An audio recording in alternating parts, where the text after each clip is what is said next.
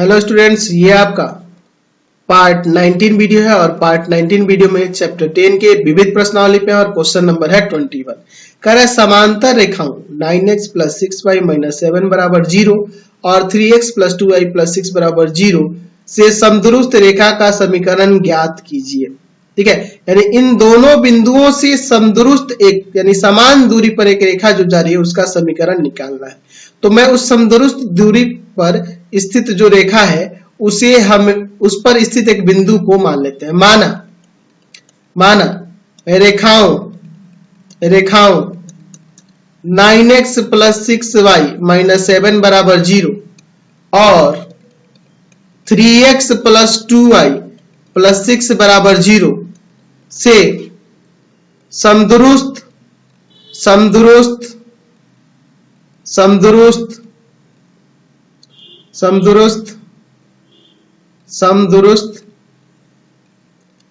रेखा पर स्थित एक बिंदु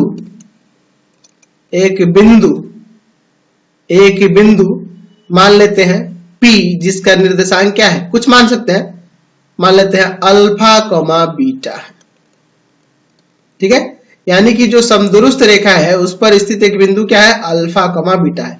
अच्छा, जब अल्फा कॉमा बीटा उस समदुरुस्त रेखा पर स्थित बिंदु है, दैट मींस इस बिंदु से इन दोनों रेखाओं की दूरियां बराबर हो जाएगी। ठीक है, इन दोनों रेखाओं की दूरियां बराबर हो जाएगी। तो मैं यहां मान लेता हूं, माना बिंदु P, जिसका निर्देशांक है अल्फा कॉमा बीटा, से रेखा 9x प्लस 6y माइनस 7 बराबर 0 की दूरी d1 है, लंबी दूरी d1 है, तथा बिंदु P, जिसका निर्देशांक है अल्फा कॉमा बीटा, से रेखा 3x प्लस 2y प्लस 6 बराबर 0 की दूरी d2 है। तो जाहिर सी बात है ये दोनों दूरियां बराबर हो जाएंगी, d1 d2 के बराबर। अब दूरी के लिए फॉर्मूला लगाते हैं, जब किसी बिंदु से जब किसी रेखा पर लंब खींचा जाता है तो क्या हो जाएगा यहां पर, पहले इसके लिए देख लेते हैं।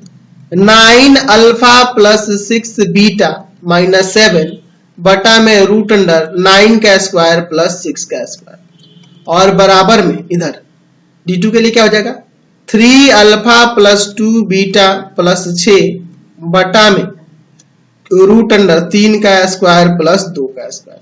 समझ गए, कोई दिक्कत नहीं है इसे। चलिए आगे बढ़ते हैं, यहां सॉल्व करते हैं।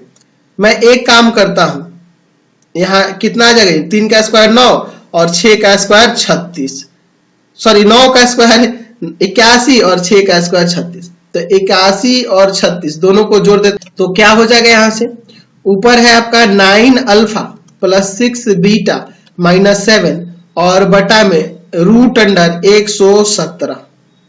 ठीक है, बराबर में मैं प्लस माइनस ले लूंगा क्योंकि मोड हटा दिया। 3 अल्फा प्लस में 2 बीटा और प्लस 6 और बटा में कितना हो जाएगा, यहां पे आपका आ जाएगा 3 का स्क्वायर 9 और रूट 4 2 का स्क्वायर 4 हो जाएगा, तो यहाँ 9 4 13 रूट 13। ठीक है, चलिए अब आगे सॉल्व करते हैं इसे।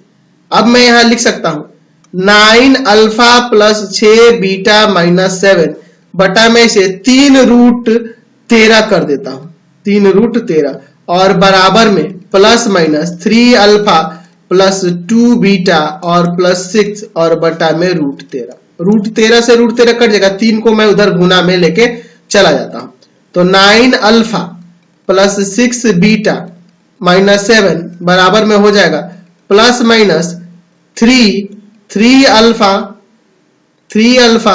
Plus 2 beta plus 6। चलिए अब एक एक करके, एक बार प्लस वाला एक बार माइनस वाला। केस पहला प्लस वाला लेते हैं, 9 अल्फा प्लस 6 बीटा माइनस 7 बराबर में 3 into 3 alpha plus 2 beta plus 6। इसको लेके पहले सॉल्व करते हैं।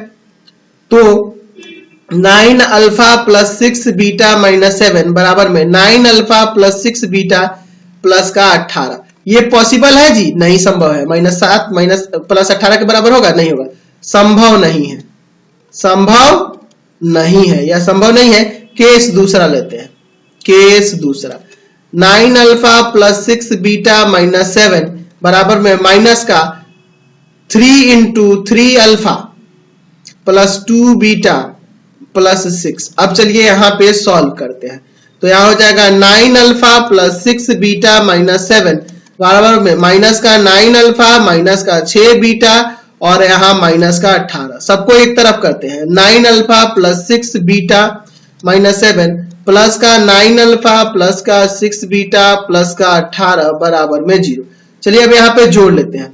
तो 18 अल्फा हो जाएगा प्लस में 12 बीटा हो जाएगा और यहां देखो ये घट जाएगा ना जी, तो प्लस का 11 बराबर में 0। समझ गए? अब देखिए इसलिए अभिष्ट समीकरण क्या हो जाएगा? तो यह जो आया है यहाँ पे एक अल्फा बीटा में संबंध वाला जो आप देख रहे हैं समीकरण, यह अल्फा बीटा क्या है? उस रेखा पर स्थित बिंदु है। ठीक है, तो अगर मैं उस बिंदु को x और y ले लेता हूं तो अभिष्ट समीकरण क्या हो जाएगा? 18x प्लस में 12y और प्लस 11 बराबर में 0। समझ गए ना? कोई दिक्कत नहीं है। चलिए अगला क्वेश्चन देखते हैं। क्वेश्चन नंबर 22 कह रहा है बिंदु 1,2 से होकर जाने वाली एक प्रकाश की किरण x अक्ष से के बिंदु A पर परावर्तित होती है और परावर्तित किरण बिंदु 5,3 से होकर जाती है। तो A का निर्देशांक ज्ञात कीजिए। चलिए समझ लीजिए, ये आपका x अक्ष हो जाएगा, यह आपका y अक्ष हो जाएगा। समझ लीजिए, बहुत ही अच्छा क्वेश्चन है। x यहाँ पर आपका x डैश, ये y और ये y डैश मैं दे देता हूं। चलिए एक रेखा है जो बिंदु 1,2 से गुजर रही है। तो 1,2 से गुजरेगी तो मान लेते हैं यहाँ पर वह बिंदु 1,2 है। 1,2 से कोई रेखा गुजर रही है, इधर लिख देता हूं 1,2 इस बिंदु से गुजर रही है। ठीक है, इस बिंदु से ऐसे गुजर रही है और x अक्ष को बिंदु A पर परावर्तित होती है। A पर, तो इसका निर्देशांक हम लोग 1,0 मान लेते हैं। इसी का निर्देशांक हमें निकालना है क्योंकि यहाँ x अक्ष पे y नियमक 0 होता है ना जी। और परावर्तित बिंदु यानी कि यहाँ से जो परावर्तित हो रही है, ये जो परावर्तित किरण है, यह परावर्तित किरण कहां से जा रही है? 5,3 बिंदु से गुजर रही है। कहां से गुजर रही है? 5,3 से, 5,3 से गुजर रही है। थोड़ा ऊपर दे देता हूं इस बिंदु को। ठीक है, 5,3 से यहां से गुजर रही है। ठीक है, हमें A का निर्देशांक निकालना है। समझ लीजिए, मैं यहाँ पे मान लेता हूं यहाँ पे कोण थीटा बन रहा है। ठीक है, यहाँ पे आपको पता है कि एक अभिलंब होता है, एक अभिलंब होता है ना जी, ये हमें पता है, यह एक अभिलंब होता है बीच में। तो यहाँ जो कोण बनेगा वही कोण यहाँ बनेगा। चलिए इसका नाम कुछ मैं देता हूं, यहाँ पे B बिंदु देता हूं और यहाँ पे C बिंदु देता हूं। मान लेता हूं, माना आपतित किरण या आपतित किरण ही लेते हैं। BA x अक्ष को बिंदु A पर परावर्तित होकर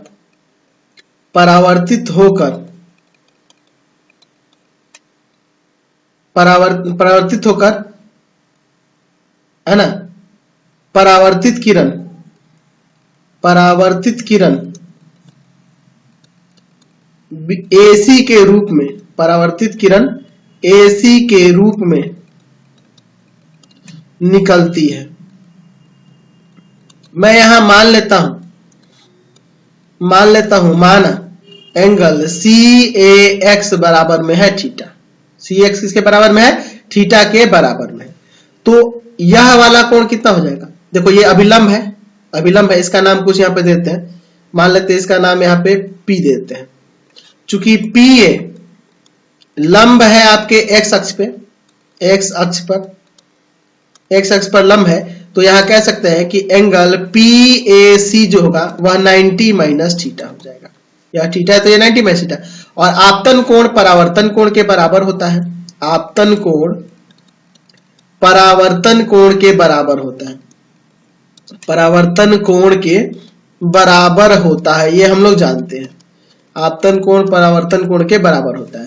तो इसलिए एंगल BAP बराबर एंगल PAC बराबर में 90 माइनस थीटा। तो इसलिए एंगल अगर हमें निकालना हो BAX, यह पूरा एंगल क्या हो जाएगा? तो देखो यहाँ पे एंगल बी एक्स क्या हो जाएगा, तो यह तीनों का सम 90 minus theta plus 90 minus theta और प्लस में थीटा, ये कट गया, यानी कि 180 माइनस थीटा आ जाएगा। यह वाला कोण कितना हो जाएगा, 180 माइनस थीटा हो जाएगा। चलिए समझ में आया ना इतना। अब देखिए क्या करता हूं, यहां पे अगर मैं रेखा AC की ढाल की बात करूं, इस किरण AC की ढाल, या रेखा भी कह सकते हैं, कोई दिक्कत नहीं, हम लोग किरण ही लिखेंगे तो ठीक रहेगा, इसमें किरण ही दिया है। किरण AC का ढाल tan थीटा हो जाएगा, कोण यहाँ थीटा बनना है तो tan थीटा हो जाएगा। या बराबर में हम लोग ये दो बिंदु दिए गए हैं, तो दो बिंदु से गुजरने वाली इस किरण का ढाल नहीं निकाल सकते हम लोग, 3 माइनस 0 और बटा में 5 माइनस a, ठीक है, यानी कि tan थीटा बराबर में हो जाएगा 3 बटा में 5 माइनस a, समीकरण 1 मान लेते हैं, ठीक है। किरण AB का ढाल, AB का ढाल, AB का ढाल क्या होगा, तो जब कोण यहाँ पे 180 माइनस थीटा निकाले है ना जी, तो हो जाएगा tan 180 माइनस थीटा, और यह किसके बराबर हो जाएगा, तो यह बराबर अगर दो बिंदु से गुजरने वाली रेखा का ढाल लगाए तो 2 माइनस 0 और बटा में 1 माइनस a, 2 माइनस 0 बटा में 1 minus a, tan 180 minus theta minus का tan थीटा होता है और बराबर में 2 बटा 1 माइनस a, माइनस में उधर लेके चला जाता हूं तो tan थीटा बराबर में हो जाएगा 2 बटा a माइनस 1 कर देता हूं, ये माइनस इधर आया तो चलिए साइन बदल दिया, समीकरण 2, समीकरण 1 तथा 2 से, 1 तथा 2 से दोनों को एक दूसरे के बराबर करेंगे, दोनों tan थीटा का ही मान है ना जी, तो 3 बटा में 5 माइनस a बराबर में 2 बटा में a माइनस 1, ठीक है। अब यहाँ पे हम लोग क्रॉस मल्टीप्लाई करते हैं, तो 3a माइनस 3 बराबर में 10 माइनस का 2a, ये इधर आके प्लस का हो जाएगा, तो यहाँ पे 5a बराबर में ये 3 जाके उधर जुड़ जाएगा 13, यानी a का मान कितना आ जाएगा 13 बट्टा 5, तो a का निर्देशांक निकल जाएगा ना, a का निर्देशांक, बिंदु a का निर्देशांक जो निकालना था वह निर्देशांक क्या हो जाएगा 13 बट्टा 5 और कॉमा में 0, यही ना, a 0 था तो 13 बट्टा 5 0 निर्देशांक आ गया। चलिए अगला क्वेश्चन देखिए 23 नंबर, कह रहा है दिखाइए कि एक बिंदु दिया है, इसे ब्रैकेट में दे देना, और यह दूसरा बिंदु दिया, इन दोनों बिंदुओं से रेखा यह दिया है, इस पर खींचे गए लंब की लंबाइयों का गुणनफल b स्क्वायर है, तो दोनों बिंदु से खींचे गए लंब की लंबाई निकाल लेते हैं। माना बिंदु पहले रेखा को ले लेते हैं, पहले रेखा को ठीक कर लेते हैं, बाद में हम लोग आगे देखेंगे, क्योंकि रेखा का समीकरण दिया है हमारे पास, रेखा का समीकरण दिया हुआ है, इसको ठीक कर लेंगे ना तो थोड़ा और अच्छा हो जाएगा। बटा से हटा देते हैं, x बटा a है ना जी, cos थीटा प्लस y बटा b साइन थीटा बराबर में 1 दिया है, तो पहले इसे एलसीएम ले लो, a b यहां हो जाएगा आपका क्या, यहां पे आ जाएगा, ये भाग करेंगे b जाके ऊपर गुना करेगा, तो यहां पे हम लोग लिख सकते हैं इसे b x cos theta plus a y sine theta बराबर में 1, इसको ले जाके उधर गुना कर देंगे और फिर इधर लेके चलेंगे, तो bx cos theta plus ay sine theta minus का ab बराबर में 0, ठीक है।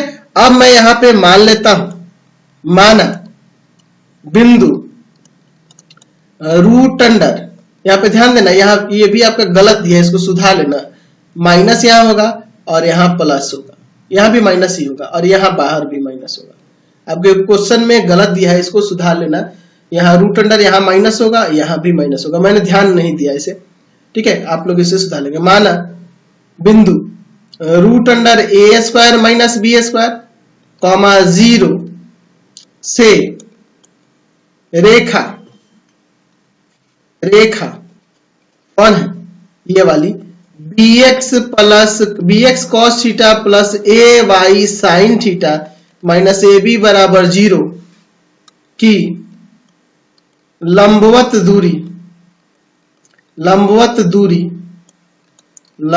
दूरी कुछ मान ले d1 है, ठीक है, ये मान लेते हैं d1 है, ठीक है, और दूसरे वाले को d2 बाद में माना जाएगा, तो d1 बराबर में क्या हो जाएगा, मोड के अंदर b x के जगह यह ना root under a square minus b square cos theta plus a y के जगह 0 ना साइन थीटा माइनस का ab और बटा के अंदर, बटा के नीचे रूट अंडर क्या हो जाएगा आपका बी कॉस थीटा का स्क्वायर प्लस में ए साइन थीटा का स्क्वायर। ठीक है, चलिए अब अगले स्टेप में देखते हैं क्या आता है। ठीक है, कोई दिक्कत नहीं है, यहां से d1 बराबर में आ जाएगा, ये तो 0 हो जाएगा। मोड के अंदर b रूट अंडर आप cos थीटा को बाहर पहले भी लिख सकते हो, चाहे ऐसे ही रहने दो, a square minus b square into में cos थीटा माइनस का ए बी, और बटा में जो है यहाँ पे देखो नीचे क्या हो जाएगा root under B square cos square theta plus में ए square sine square theta, root में ही रहेगा, ये तो पॉजिटिव होगा ना जी रूट के अंदर।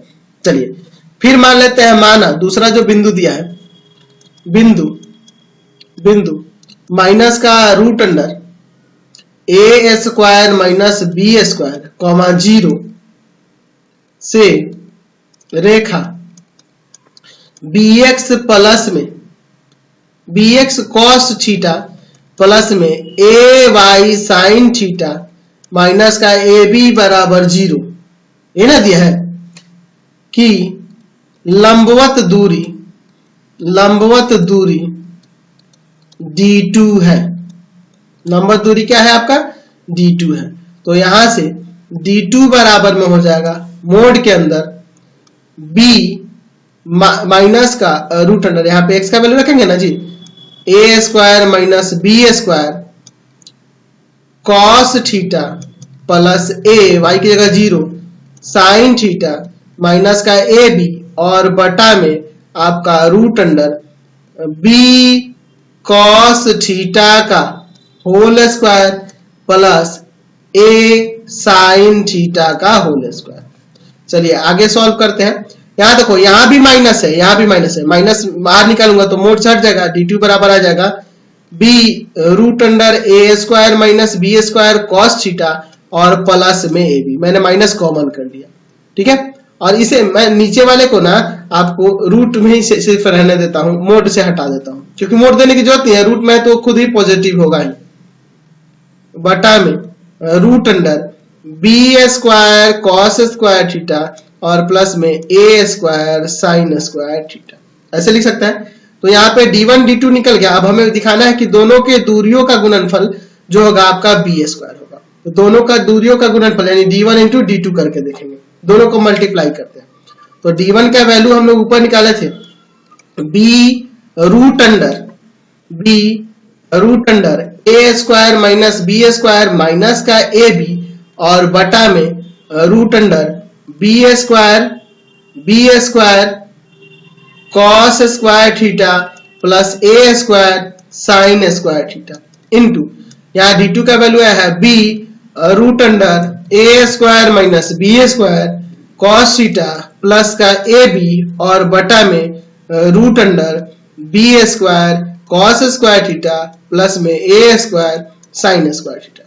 चलिए ऊपर ऊपर गुना करते हैं और नीचे नीचे गुना करते हैं। तो एक बार माइनस में एक बार प्लस में है, तो मैं यहाँ दोनों को एक ही साथ मोड में देता हूं और लिख देता हूं B root under a square minus b square, अच्छा यहाँ कॉस थीटा छूट रहा है, कॉस थीटा का होल स्क्वायर और माइनस ए बी का होल स्क्वायर। समझ गए ना, ऐसे मैं यहां लिख सकता हूं ना जी, कोई दिक्कत नहीं है इससे। और बटा में ये देखो, यह दोनों गुना करेंगे तो रूट हट जाएगा, B square cos square theta plus a square sine square theta, कोई दिक्कत नहीं है। समझ गए ना, चलिए समझ में आ रहा है इतना, बहुत ही अच्छा क्वेश्चन है यार। चलिए अब आगे इसे सॉल्व करते हैं। यहां देखो क्या हो जाएगा, d1 इंटू d2 बराबर में यहाँ पे देखो बी स्क्वायर और फिर आ जाएगा आपका a square minus b square, root हट गया, कॉस स्क्वायर थीटा माइनस का ए स्क्वायर बी स्क्वायर, और बटा में देखो आपका है b square cos square theta plus a square sine square theta, कोई दिक्कत नहीं है। यहां से बी स्क्वायर मैं कॉमन कर लेता हूं, तो बी स्क्वायर तो पॉजिटिव में ही निकलेगा ना जी। चलिए मोड से बाहर निकलेगा, यहां पे देखो जो बचा आपका बच गया a square cos square theta minus का B square cos square theta और माइनस का यहाँ पर ए स्क्वायर बचेगा और बटा में आपका B square cos square theta plus में ए स्क्वायर साइन स्क्वायर थीटा। चलिए अगले स्टेप में देखते हैं। ऊपर देखो मैं ए स्क्वायर वाले को एक साथ कर लेता हूं। बी स्क्वायर ये माइनस का B square cos square theta फिर माइनस ए स्क्वायर कॉमन कर लेता हूं इसमें और इसमें, तो यहां 1 बचेगा और यहां माइनस का आ जाएगा कॉस स्क्वायर थीटा और नीचे जो है उसको रूट में मोड में देने की कोई जरूरत नहीं है, सॉरी इसको मोड में देने की कोई जरूरत नहीं, मैं लंबा बेकार में मोड कर दिया। चलिए बटा में आपका B square cos square theta और प्लस में ए स्क्वायर साइन स्क्वायर थीटा। चलिए अब देखिए ऊपर अब क्या होगा, बी स्क्वायर माइनस का B square cos square theta और माइनस का A square 1 minus cos square क्या होता है साइन स्क्वायर हो जाएगा और बटा में B square cos square theta plus में ए स्क्वायर साइन स्क्वायर थीटा। चलिए ऊपर देखो माइनस कॉमन करूंगा तो मोड में तो पॉजिटिव ही हो जाएगा, B square cos square theta plus में ए स्क्वायर साइन स्क्वायर थीटा और बटा में आपका B square cos square theta और प्लस में ए स्क्वायर साइन स्क्वायर थीटा। ये पूरा कट जाएगा, दोनों d1 और d2 का गुणनफल यहाँ पे हमने क्या देख लिया बी स्क्वायर के बराबर आ गया ना, तो हमने यही साबित करना था, साबित करके दिखा दिया। फिर अगला क्वेश्चन देखते हैं, लास्ट क्वेश्चन है इस एक्सरसाइज का। कह रहा है एक व्यक्ति समीकरण 2x - 3y + 4 बराबर 0 और 3x + 4y - 5 बराबर 0 से निरूपित सरल रेखीय पथों के संधि बिंदु पर खड़ा है। समझिए यहाँ पर यह दो रेखाएं हैं, इनके संधि बिंदु पर एक कोई व्यक्ति खड़ा है। पहले समझ लो इस क्वेश्चन को फिर आप लोग बनाना। चलिए देखते हैं, एक का समीकरण दिया है 2x - 3y + 4 बराबर 0 और दूसरा है आपका 3x + 4y - 5 बराबर 0। दोनों का संधि बिंदु यहाँ है, यहाँ पर एक व्यक्ति खड़ा है। कह रहा है कि समीकरण 6x - 7y + 8 बराबर 0 से निरूपित पथ पर न्यूनतम समय में पहुंचना चाहता है। अच्छा एक दूसरा रास्ता है इधर, ठीक है, एक रास्ता यहाँ पे है। इसका समीकरण दिया है 6x - 7y + 8 बराबर 0। यहां से ये न्यूनतम समय में इस पे पहुंचना चाहिए, तो न्यूनतम दूरी तय करेगा। तो न्यूनतम दूरी क्या होगी, इस पे लंब होगी ना, जो न्यूनतम दूरी होगी क्या होगी, इस रेखा पर लंब होगी। तो उसके द्वारा अनुसरित पथ मतलब वो किस रास्ते से आएगा, तो इसी रास्ते से आएगा, तो इसी पथ का हमें समीकरण ज्ञात करना है। तो पहले तो हम लोग प्रतिच्छेद बिंदु निकालेंगे और जब ये बिंदु निकल गया और इस रेखा का हमें ढाल पता है तो इस रेखा का भी ढाल निकल जाएगा ना जी। चलिए यहाँ पे इसका नाम क्या मानना है, प्रतिच्छेद बिंदु को ही सिर्फ मान लेते हैं ए, इसको बी और इसको सी डी मान लेता हूं। माना व्यक्ति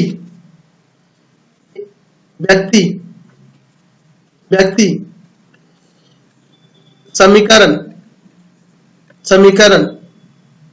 2x - 3y + 4 बराबर 0 और 3x + 4y - 5 बराबर 0 के प्रतिच्छेद बिंदु ए पर खड़ा है, ठीक है, जिसकी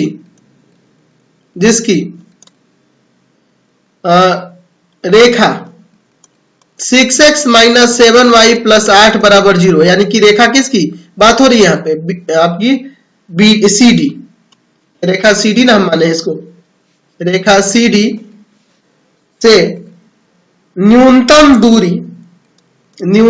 दूरी AB है।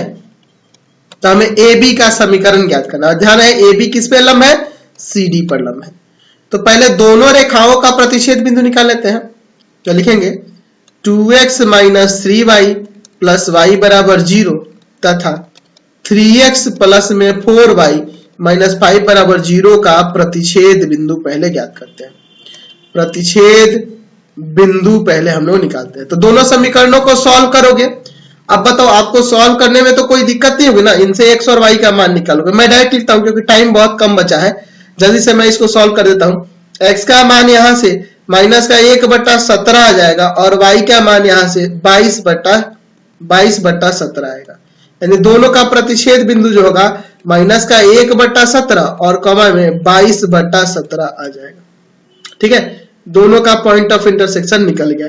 समझ गया, कोई दिक्कत नहीं है। प्रतिच्छेद बिंदु पहले आप निकाल लेना, इन दोनों समीकरणों को सॉल्व करके मैंने बहुत बार आपको बता रखा है। चलिए अब हम लोग क्या करते हैं, रेखा CD का समीकरण लेकर उससे ढाल निकालते हैं।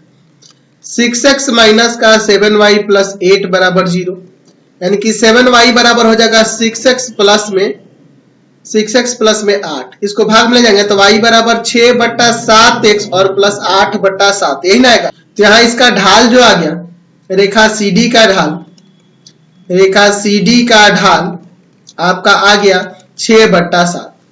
तो हम लोग यहाँ AB का ढाल अभी निकालेंगे। तो AB का ढाल कैसे निकालेंगे, तो देखो यह AB CD पर लंब है ना जी, तो लिख सकते हैं कि रेखा AB का ढाल गुना में रेखा CD का ढाल बराबर में -1। क्यों, क्योंकि AB लंब है CD पर। तो AB का ढाल, रेखा AB का ढाल गुना में CD का ढाल 6/7 है बराबर में -1। तो यहां से रेखा AB का ढाल क्या हो जाएगा, यहां से आ जाएगा माइनस का 7/6। AB का ढाल निकल गया और AB पर स्थित एक बिंदु दिया ही है, तो रेखा AB का समीकरण नहीं निकाल दोगे।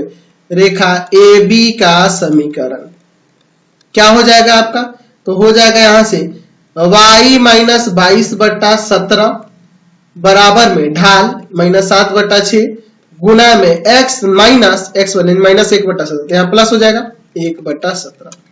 कोई दिक्कत नहीं है। अच्छा एक काम करता हूं मैं ना, एलसीएम ले लूं क्या, एलसीएम ले लूंगा तो ठीक रहेगा। यहाँ पर एलसीएम ले लेता हूं, यहाँ पे 17y माइनस का 22 और इधर भी -7/6, अंदर एलसीएम ले लेंगे 17x और प्लस में 1। ठीक है, तो ये 17 कट जाएगा, क्रॉस मल्टीप्लाई करते हैं तो 102y माइनस का आपका 132 बराबर में ये माइनस का ये कितना हो जाएगा, 17 में 7 से गुना कर देंगे, -119x और माइनस का आपका 7, इसको इधर लाते हैं तो हो जाएगा 119x और प्लस में 102y, ये माइनस वाला उधर जाके प्लस का, तो 132 में से 7 घटा देंगे तो 125 आ जाएगा। यह आपके रेखा का समीकरण आ गया, यानी वह व्यक्ति इसी पथ के अनुदिश चलेगा। तो आपका ये चैप्टर कंप्लीट हो गया।